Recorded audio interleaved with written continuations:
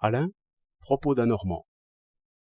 Comme une fleurette bleue se montrait sur la pente, le professeur dit son nom en latin et s'en allait à d'autres orémus.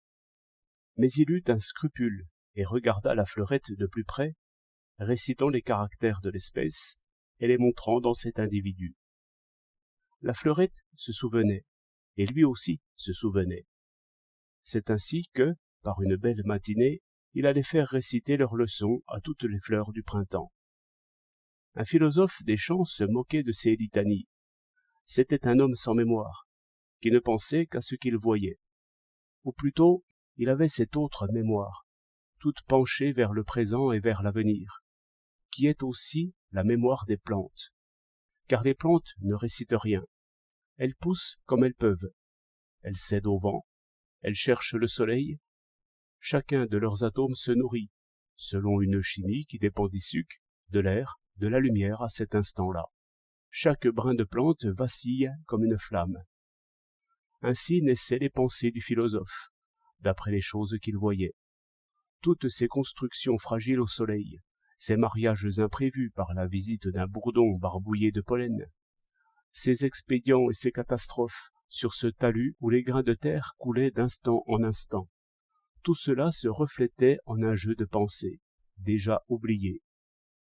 Ainsi la source reflète chaque moment des nuages, et accroche aux brins d'herbe et aux cailloux l'écharpe bleue et blanche. Mais ce n'est plus la même eau. Au diable, dit le philosophe, au diable tout ce latin qui veut exprimer que rien ne change, et qu'une violette ressemble à ses parents. Le professeur répondit à cela. C'est la mémoire qui construit toutes ces plantes. Voici un talus au soleil, une pluie d'atomes de carbone, d'oxygène, d'azote en vibration. Pourquoi une violette ici, une anémone là? Ce n'est toujours que du carbone et de l'azote arrangés d'une certaine façon. Mais chaque pousse a sa mémoire.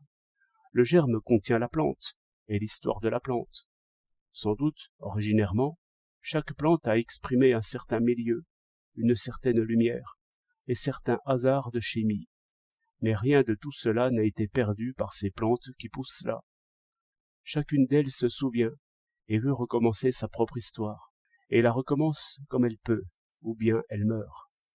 Ou, si vous voulez, c'est toujours une même plante, transportée d'un lieu à l'autre par le vent, par les oiseaux ou par le jardinier, et qui exprime l'ancien milieu dans le nouveau. Une histoire prodigieuse s'exprime dans cette fleur, et vous-même, qui voulez la comprendre, vous apportez ici une autre histoire, qui s'exprime dans vos pensées, et vous ne tenez pas moins qu'elle à vos ancêtres et à vos dieux, j'entends à vos habitudes. Les nouvelles choses entrent dans vos vieilles idées, vous vous reconnaissez en les reconnaissant. À quoi me servent les noms latins, dont vous voulez vous moquer? Votre moquerie est une scolastique aussi. Ainsi argumentaient l'histoire et la géographie, comme elles se composaient dans cette corolle bleue. Mais tandis que la fleur faisait le présent et l'avenir avec du passé, le professeur faisait du passé avec le présent. Ce sont des pensées d'automne. Les pensées printanières font l'histoire, au lieu d'écrire l'histoire, et font des maisons neuves avec les vieilles pierres. C'est l'invention qui sauve la tradition. 27 avril 1911.